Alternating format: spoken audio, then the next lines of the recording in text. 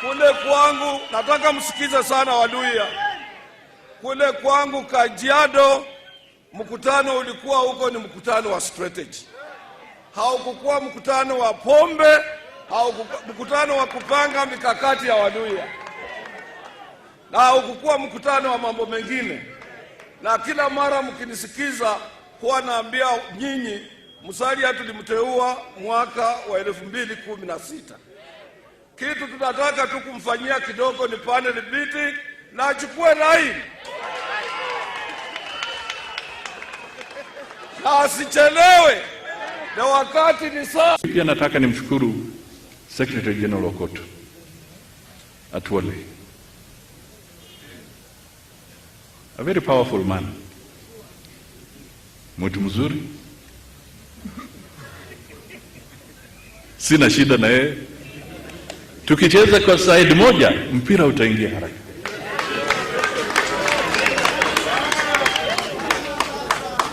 Kwa hivyo mimi ni mfuasi wa AFC Leopards na upande mwingine mfuasi wa Man U. Ama shabiki wa Man U.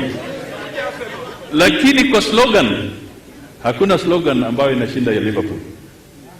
Hili inasema you shall never walk alone. Atwoli, don't walk alone. Oparanya, don't walk alone.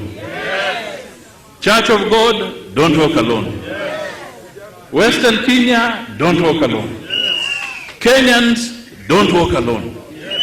And please also do not allow me to walk alone.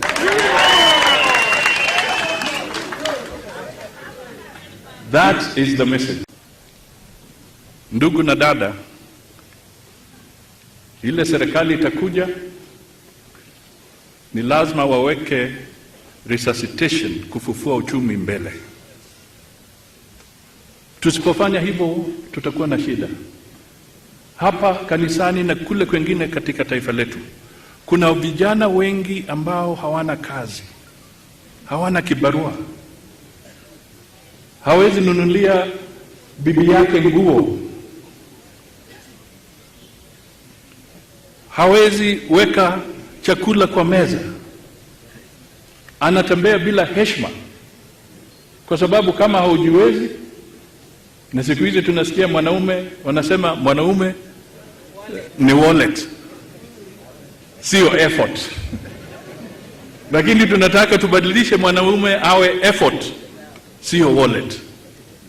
Na hiyo effort ni kuhakikisha kwamba uchumi wetu unapeana nafasi za ajira, vijana wafanye nini? Wapate kazi. Sasa tunazungumza hapa na watu wamepora mali ya COVID, watu wamegonga KEMSA. Sisi tunaambia Uhuru, toa pingu. Toa pingu. Watu wajue kwamba ukiingia kwa mambo ya ufisadi, it is a very expensive and painful undertaking. Wakati mzee Atwoli ametualika kule Kajiado, alisema tuache mambo ya vyama, tukuje pamoja, tufanye kazi pamoja kama watu wa jamii moja.